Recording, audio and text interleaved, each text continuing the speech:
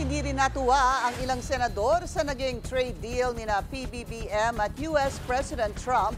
Malaking insulto raw ito at lugi ang Pinas. Yan ang agenda report ni Hannah T.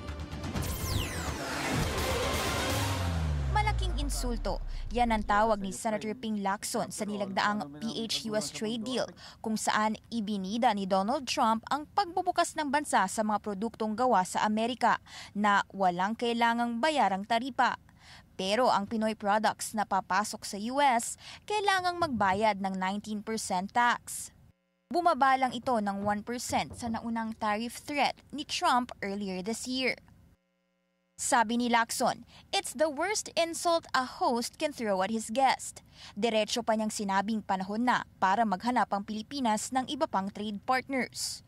Nababahala naman si Senator JV Ejercito dahil nadehado tayo sa naging deal. Naisahan pa raw tayo ng US at kung tunay nga nakakampi ang mga kano, sana'y patas man lang ang naging agreement. Pero si Senate veteran Tito Soto na natiling maingat ang pagsusuri at mas pinili munang maghintay sa official records ng Malacanang. Si PBBM ang unang Southeast Asian leader na nakipagkita kay Trump sa kanyang second term. Ang deal ng Pilipinas ang panglima sa mga naisarang kasunduan sa loob lang ng 3 months, habang naguunahan ng iba't ibang bansa makipag-negotiate para mapababa ang taripa bago ang August 1 deadline. Para sa agenda, Hannah T, Bilyonaryo News Channel.